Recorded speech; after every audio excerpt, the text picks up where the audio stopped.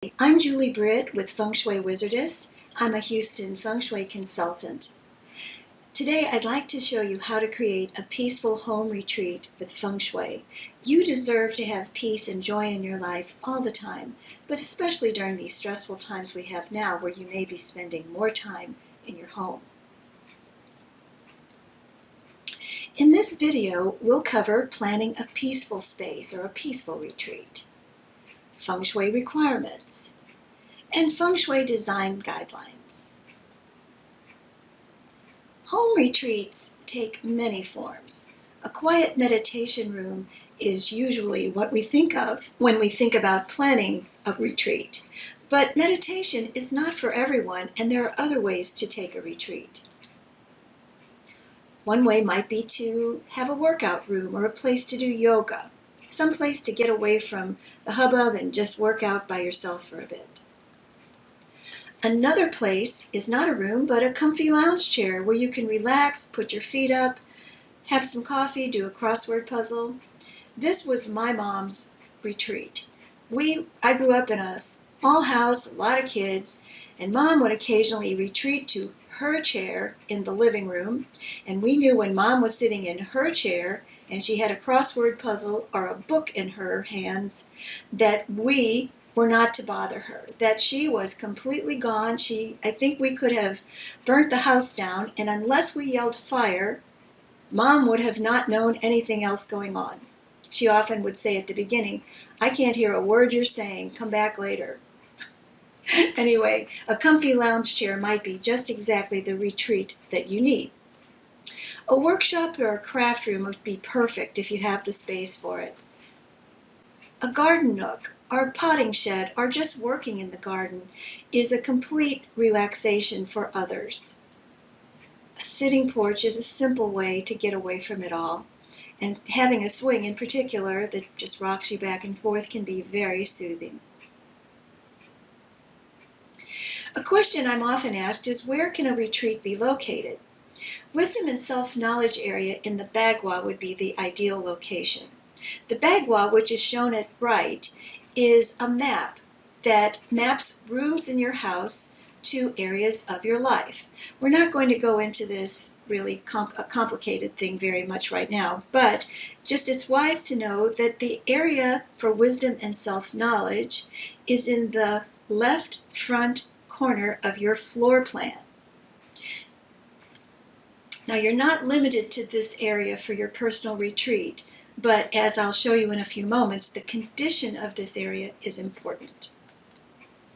Your actual retreat can be in any room or anywhere that pleases you. It's helpful to ask yourself two questions to begin with.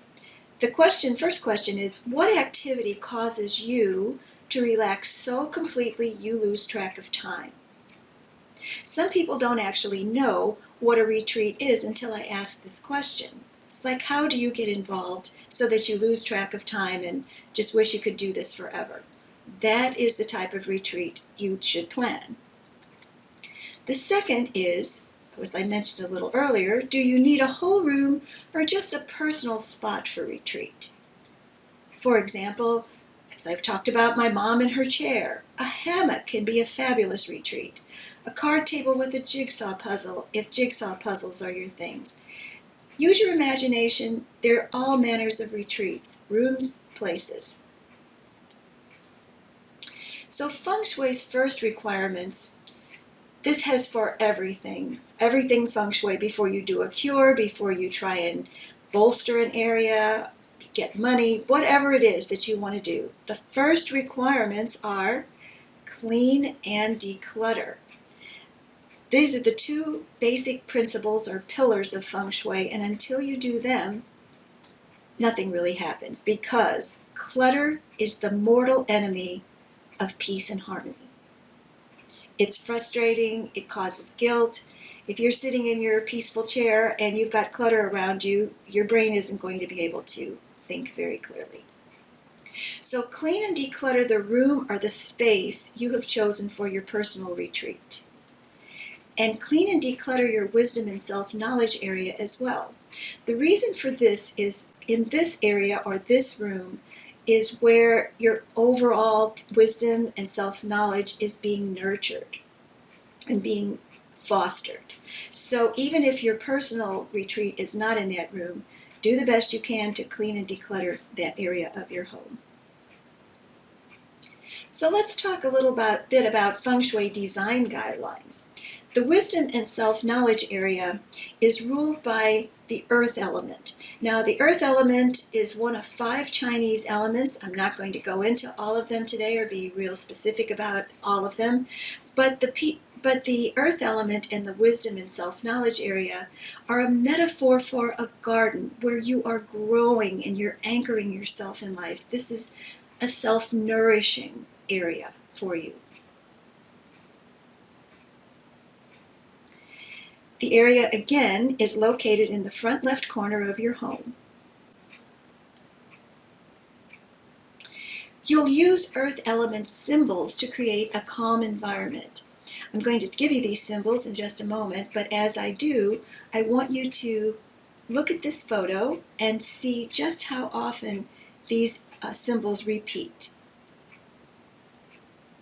The symbols include long horizontal lines, neutrals and dusty desert colors or stone colors, squares and rectangular shapes. Look at all of those there.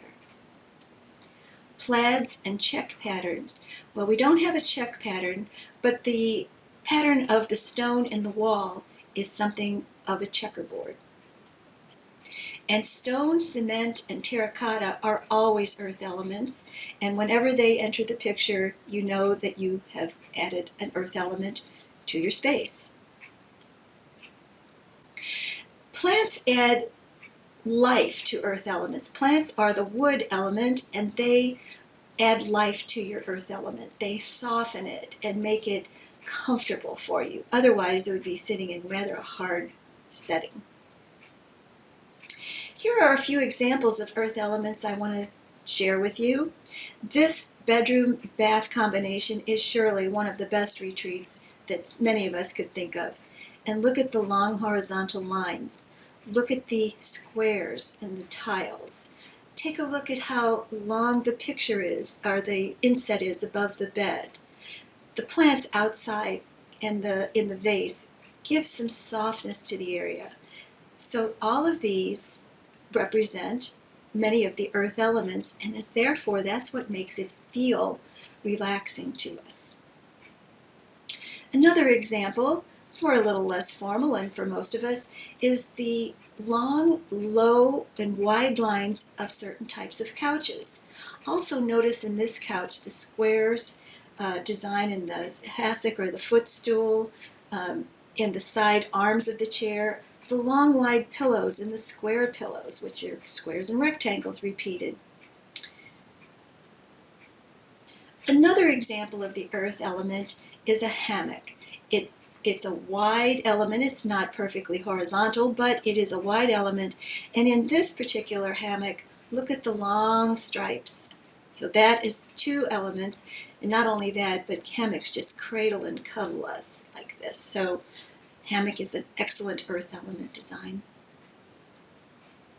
The last design I have for you of an earth element is the garden.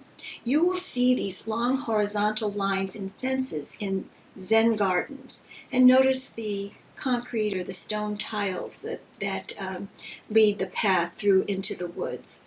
All of this suggests relaxation and peace. Think of the difference it would make if your wood fence were in vertical lines.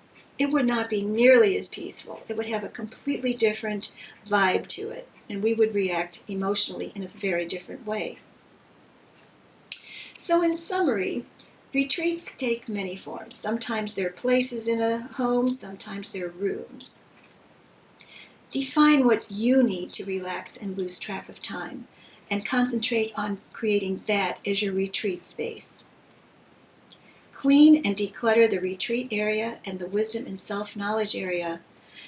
Clutter is the absolute enemy of peace and harmony.